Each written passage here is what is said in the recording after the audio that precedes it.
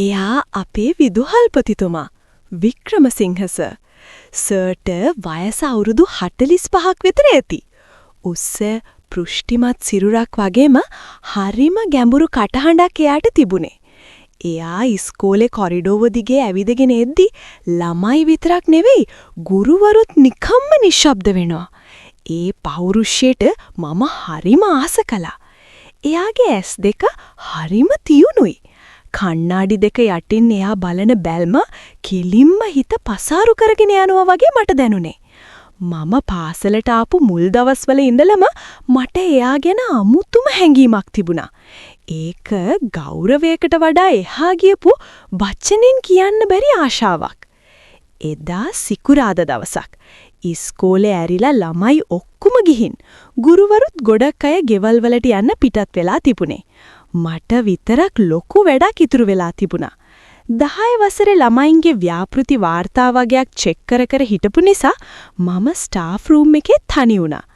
වේලාව හවස 2:00ත් කහු වෙලා. අහස හොඳටම කළු කරගෙන මහා වැස්සක් පටන් ගත්තේ ඒ වෙලාවෙමයි. ෂික් අද කුඩේ ගේන්නත් අමතක වුණානේ. මම මටම කියාගත්තා. වැස්ස පායන පාටක් පේන්න තිබුණේ නැහැ. මුළු පාසලම මහා අමුතු නිශ්ශබ්දතාවයක ගිලිලා. වැහි බින්දු වහලයට වැටෙන සද්දේ විතරයි ඇහුනේ. මම පොත් ටික පැත්තකින් තියලා ජනේලේ ගාවට ගිහින් එළිය බලාගෙන හිටියා. සීතල හුලං පාරක් ඇවිත් මගේ සාරි පොට අතරින් ඇඟේ දැවටෙද්දි මට නිකම් හිරිගඩු පිපුණා.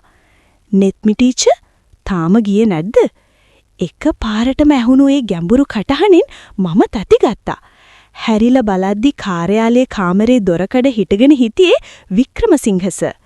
එයා සුදු පාට අත්දිග ෂර්ට් එකක් ඇඳලා ටයි එක ටිකක් බුරුල් කරගෙන හිටියේ. එයාගේ අතේ ෆයිල් වගේක් තිබුණා. මාව දැක්කම එයාගේ මූණේ හිනාවක් ඇඳුණා. ඒ හිනාව වෙනදා දකින්නට වඩා හරිම වෙනස්. හරිම ආකර්ශනීය එකක්. නෑස මේ වැඩ වගේක් ඉවර කරද්දී ඈවුණා. අනික වැස්ස පටන් ගත්තනේ. මම ගොත ගහ උත්තර දුන්නා. මගේ හදවත ඩක ගාලා ගැහෙන සද්දේ එයාට ඇහෙයිද කියලා මට බය හිතුණා. වැස්ස නම් පායන පාටක් නෑ වගේ. බස්සකට යන්නත් තෙමෙනව නේද? සර් මගේ දිහා උඩ ඉඳන් පහලට බැලුවා. ඒ බැල්ම මගේ මූණේ ඉඳන් සාරියේ හැට්ටේ අද්දිගේ පහලට ගලාගෙන ගියා. ඒක නිකම් බැල්මක් නෙවෙයි කියලා මගේ ගැහණු ඉවට තේරුණා. මගේ ඇඟ ඇතුලින් රස්නයක් පිට වෙන්න ගත්තා. "ඔව් සර්, ඒක තමයි මාත් බැලුවේ." මම බිම බලාගෙන කිව්වා. "එන්නකෝ ඔෆිස් රූම් එකට. මෙතන හුලං එනවනේ. තේ එකක් හදාගෙන බොමු. මාත් මේ ෆයිල් ටික ඉවර කරනකන් හිටියේ." සර් එහෙම කියලා මගේ උත්තරයක් එනකන් නොඉඳම කාර්යාලයේ පැත්තට හැරුණා. මට ප්‍රතික්ෂේප කරන්න හිතුනේ නැහැ. ඒ වගේම මට ඕනේ උනේ එයාගේ ළඟට ඉන්න. මම මගේ බෑග් එකත් අරගෙන සර් පස්සෙන් එයාගේ කාර්යාලයට ගියා. විදුහල්පති කාර්යාලයේ ඇතුලේ තිබුණේ පුදුම සුවඳක්. ඒක සර් පාවිච්චි කරන පර්ෆියුම් එකේ සුවඳ වෙන්නේ නැති. කාමරේ ජනේල ඔක්කොම වහලා තිබුණ නිසා එළියේ වැස්ස සද්දේ ඇහුනේ හීන් රාවයක් වගේ. සර් එයාගේ ලොකු පුටුවේ ඉඳගත්තේ නැහැ. එයා මේසේ ඉස්සරහ තිබ්බ පුටුවක් මට ඇදලා දීලා එයා මේසේ කෙළවරකට හේතු වුණා. දැන් එයා ඉන්නේ මගේ මට්ටමට වඩා ටිකක් උඩින්. ඒත් මට ගොඩක් ළඟින්. "ඔයා අලුත් නිසා තාම වැඩවලට හුරු නැතුව ඇති නේද? රෑ වෙනකම් ඉන්න එපා ළමයෝ. මේ පැති ටිකක් පාළුයි." සර් මගේ දිහා බලාගෙන කිව්වා. එයාගේ කටහඬ දැන් හරිම මෘදුයි. "නෑ සර්, මට වැඩ ටික ඉවර කරන්න ඕන වුණා." මම සර්ගේ ඇස් දිහා බැලුවා. ඒ ඇස්වල තිබ්බ දිලිසෙන ගතිය මාව වශී කරනවා වගේ. සර් එකපාරටම නැගිටලා කාමරේ තිබ්බ කෙටල් එකෙන් වතුර රත් කරලා කෝපි දෙකක් හදුවා. එයා කෝපි හදද්දී එයාගේ පිට මට පෙනුණා. ඒ පළල් ඔරහලිස් දිහා බලන් ඉද්දි මට හිතුණා ගිහින් පිටිපස්සෙන් බදා ගන්න තිබුණා නම්. සර් කෝපියක මගේ අතට දුන්නා. කෝප්පේ ගන්න ගමන් මගේ ඇඟිලි සර්ගේ ඇඟිලිවල ගෑවුණා.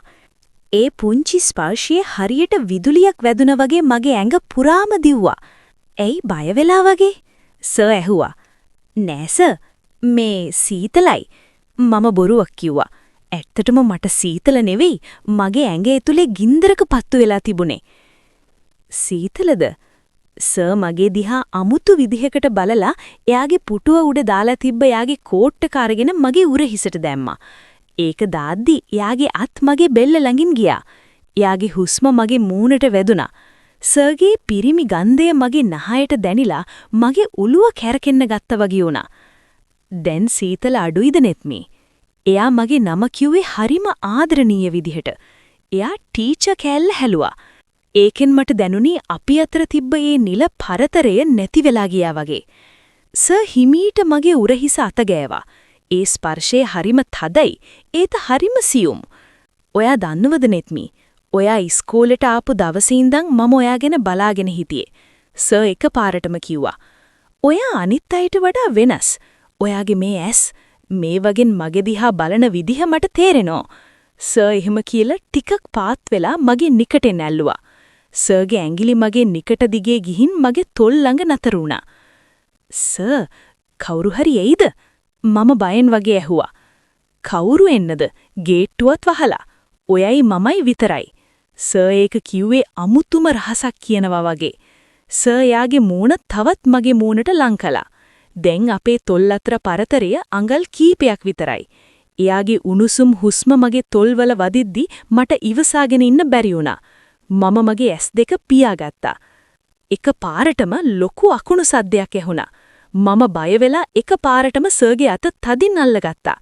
සර් මගේ ඉනේ වටේ අත දාලා මාව එයාගේ ඇඟට තව ටිකක් ලං කරගත්තා. මගේ සාරිය අතරින් එයාගේ අතේ උණුසුම මගේ ඉනට දැනුණා. මම මගේ අත් දෙක සර්ගේ පපුව උඩින් තිබ්බා. වැස්ස පායින පාටක් නෑ නෙත්මි. මම ඔයාව ගෙදරට ගිහින් දාන්නද? සර් ඇහුවා. ඒත් එයා මාව අතෑරියේ නැහැ. සර් මගේ මූණ දිහා ටික වෙලාවක් බලාගෙන ඉඳලා හිමීට මගේ නලල සිපගත්තා. ඒ හාදුව හරිම උණුසුම්. එයා තව ටිකක් පහලට ඇවිත් මගේ කමුල්ලක් තදින් ඉම්බා. එයාගේ රැවුල් කොට මගේ කමුල්ලේ වදිනකොට මට ඇති වුණු සනීපේ මට දරා ගන්න බැරි තරම් වුණා. සර් මාව ගෙදරට ඇරළුවා. කාර් එකේ යද්දී සර් වැඩිය කතා කළේ නැහැ. ඒත් එයා ගියර් එක මාරු කරන හැම වෙලාවෙම එයාගේ අත මගේ අතේ ගෑවුණා. බහින්නකොට සර් කිව්වේ පරිස්සමෙන් යන්න සඳුද හම්බ වෙමු කියලා විතරයි. ඒත් ඒ ඇස්වල තිබ්බේ ලොකු ආරාධනාවක්. සෙනසුරාදායි ඉරිදායි දවස් දෙක මට දැනුනේ හරියට කල්පයක් වගේ. ගෙදර වැඩපල කරන අතරෙත් මගේ ෆෝන් එක තිබුණේ මගේ අතේමයි. සර් කතා කරයිද මැසේජ් එකක් දායිද කියලා මම බලන් හිටියේ පිස්සුම වගේ. ඒත් සර් නිශ්ශබ්දයි. ඒ නිශ්ශබ්දකම මගේ කුතුහලය තවත් වැඩි කළා. ඉරිදා රෑ 10ට විතර මගේ ෆෝන් එකට මැසේජ් එකක් ආවා. නුපුරුදු නම්බර එකක්. හෙට ඉස්කෝලේ එනවද? ඒක දැක්ක ගමන් මගේ ඇඟේ ලේ රත් වුණා. ඔව් සර්. මම වෙවරන ඇඟිලි වලින් රිප්ලයි කළා. විනාඩියක් යන්න කලින් ඊළඟ මැසේජ් එක ආවා. good. I miss you. ඒ වචන ටික දැක්ක ගමන් මම ඇඳ උඩ පෙරළුණා. එදා රෑ මට නිින්ද ගියේම නැහැ. සඳුදා උදේ මම පාසලට යන්න ලෑස්ති වුණේ විනතට වඩා ගොඩක් උනන්දුවෙන්. මම තෝරගත්තේ මගේ ඇඟට ටිකක් ෆිට් වෙලා තියෙන ලා රෝස පාට ඔසරියක්. ඒක අඳිද්දි මගේ ඉන ටිකක් පේන්න තිබුණා. වෙනදනම් මම පේන ටිකට කටුවකින් වහ ගන්නවා. ඒත් අද මට හිතුනේ ඒක එහෙමම තියන්න අරින්න. පාසලට ගිහින් අත්සන් කරන තැනට යද්දි සර් කාර්යාලයේ හිටියා. මාව දැක්කම යාගේ මූණේ හිනාවක් ඇඳුනේ නැහැ. ඒත් එයාගේ ඇස් හිනා වුණා. එයා කණ්ණාඩිය උඩින් මගේ දිහා බලපු විදිහට මගේ කකුල් පණ නැති වුණා. good morning නෙත්මි. එයා උත්තර දුන්නේ කාටවත් ඇහෙන්නේ නැති ගානට. 3 වෙනි පීරියඩ් එකට වට ෆ්‍රී. මම හිතාගත්ති ලයිබ්‍රරි එකට ගිහින් පත්තරයක් බලන්න. පුස්තකාලයේ තිබුණේ ගොඩනැගිල්ලේ කෙළවරේම. ඒ වෙලාවේ ළමයිනුත් පන්තිවල නිසා පුස්තකාලය හරිම පාළුයි. ලයිබ්‍රේරියන් මිස්වත් පේන්න හිටියේ නෑ. මම පොත් රාක්කයක් අස්සට ගිහින් නවකටා පොතක් තෝරන්න ගත්තා. රාක්ක පේලි දෙකක් මැද මම තනි වෙලා හිටියේ. එකපාරටම මට දැනුනේ මගේ පිටිපස්සෙන් කවුරු හරි ඇවිත් හිටගත්තා වගේ. ඒත් එක්කම ආපු ඒ හුරු පුරුදු සුවඳ මම ගැස්සිලා පිටිපස්ස බලුවා. වික්‍රමසිංහ සර්. එයා හිටියේ මගේ ඇඟේ ගෑවෙන නොගෑවෙන තරම් ළඟින්. රාක්ක පේලි දෙක අතර ඉඩකඩ ගොඩක් අඩුයි. සර් මගේ ඉස්සරහා හිටගත්තම මට යන්න ඉන්න තැනක් නැතුව කොටු වුණා. සර් මගේ හුස්ම හිර වුණා. බය වුණාද? සර් ඇහුවේ හරිම හිමින්. එයා වටපිට බැලුවා කවුරුත් නැහැ කියලා තහවුරු කරගන්න. ඊට පස්සේ එයා මගේ දිහාට තවත් අඩියක් තිබ්බා. දැන් මම රාක්කෙට හේතු වෙලා. සර් මගේ ඉස්සරහා. අපේ ඇඟවල් අතර පරතරයේ අඟලක්වත් නැහැ. සර්ගේ හුස්ම මගේ මූණට වදිනවා. ඔයාද ලස්සනයි. සර් මගේ කන ළඟට පාත් වෙලා මිමිනුවා. මේ පාටට මම හරි ආසයි. එයාගේ අත හිමින් සැරේ මගේ අතේ වැලමිට ළඟින් අල්ලගත්තා. ඒ ස්පර්ශයත් එක්ක මගේ මුළු ඇඟම සීතල වෙලා ගියා. සර්ගේ ඇඟිලි මගේ අතේ හැම දිගේ උඩට ගියා. එයාගේ ඇස් තිබුණේ මගේ තොල් දිහා බලාගෙන. "සර්, කවුරු හරි එයි." මම අමාරුවෙන් වචන ගලපගත්තේ. මගේ හදවත පපුව පලාගෙන එළියට එන්න වගේ ගැහිනවා. කවුරුත් එන්නේ නැහැ. මිස් විමල කැන්ටිමට ගියා. සර් ඒක කිව්වේ පොඩි හිනාවක් එක්ක. මම බලාගෙන හිටියේ ඔයා මේ පැත්තට එනකම්. සර් එක අතක් මගේ ඔළුවට පිටිපස්සෙන් රාක්කෙට තිබ්බා. අනිත් අතින් මගේ ඊනට අත තිබ්බා. ඔසරිය නිසා මගේ ඉනේ නිර්වන කොටස එයාගේ අතට අහු වුණා. සර්ගේ රළු අත මගේ ඉන වටේ එතෙද්දි මට කෙන්දරින් ආවුණා. මම S2 පියාගත්තා. මට ඔයාව දකින්න ඕන වුණා නෙත්මි. වීකෙන්ඩ් එකම මම හිටියේ අමාරුවෙන්. සර් මගේ බෙල්ල පාමුලට එයාගේ මූණ ලං කළා. එයාගේ නහය මගේ බෙල්ලේ ගෑවෙද්දි මගේ කකුල් දෙක වේවුලන්න ගත්තා. අපි විනාඩියක් විතර ඒ විදිහට හිටියා. වචන ඕන උනේ නැහැ. ඒ නිශ්ශබ්ද අඳුරු පුස්තකාල රාක් අතර අපි දෙන්නගේ හුස්ම වෙටෙන සද්ද විතරයි තිබුණේ. මේක තහනම් දෙයක්. අහු වුණොත් මගේ රස්සාව විතරක් නෙවි මුළු ජීවිතේම ඉවරයි. ඒත් ඒ අවදානම නිසාමද මන්දා මට දැනෙන හැඟීම වචනයෙන් විස්තර කරන්න බැරි තරම් ප්‍රබල වුණා. එකපාරටම එළියෙන් ළමයි කෑ ගහන සද්දයක් ඇහුණා. පීරියඩ් එක මාරු වෙන බිල් එක ගැහුවා. සර් එකපාරටම මගේ නෑත් වුණා. හැබැයි යන්න කලින් එයා මගේ අතට පොඩි කොළ කෑල්ලක් ගුලි කරලා දුන්නා. ඉන්ටර්වල් එකට කලින් මේක බලන්න. සර් ඇස් වලින් ඉඟියක් කරලා කිසි දෙයක් නොවුනා වගේ රාක්ක පේලියෙන් එළියට ගිහින් ලයිබ්‍රරි එකේ දොර පැත්තට ඇවිදගෙන ගියා. මම එතනම බිම වාඩි වුණා. මගේ පපුව තාමත් ගැහෙනවා. මම විනාඩි 5ක් විතර යනකන් එළියට යන්න උත්සාහ කළේ නෑ. මගේ මූණ රත් වෙලා මම අමාරුවෙන් නැගිටලා මගේ ඔස්සරිය හදාගෙන සාමාන්‍ය විදිහට ඉන්න උත්සාහ කරමින් එළියට ආවා. ස්ටාෆ් රූම් එකට ඇවිත් මම මගේ මේසෙට වාඩි වුණා. වටපිට බලලා කවුරුත් මගේ දිහා බලන්නේ නැහැ කියලා තහවුරු කරගෙන මම සර් දීපු කොළ කෑල්ල දිගෑරියා. ඒකේ ලස්සන අත්තකුරින් පීලි දෙකක් ලියලා තිබුණා. අද හවසට මට ඩියුටි එකක් තියෙනවා ටවුන් එකේ. ඔයාට පුළුවන්ද මගේ උදව්වට එන්න? අපි දෙන්නට තනිවම කතා කරන්න තැනක් මම දන්නවා. ඒක කියවද්දි මගේ ඇඟේ ආයෙම කරන්ට් එකක් ගියා වගේ වුණා. මේක නිකම්ම උදව්වක් නෙමෙයි. මේක ආරාධනාවක්. පාසලෙන් පිට කාටවත් නොපෙනෙන තැනක අපි දෙන්න විතරක්. මගේ හිතේ පැටි දෙකක් යුද්ධ කරන්න ගත්තා.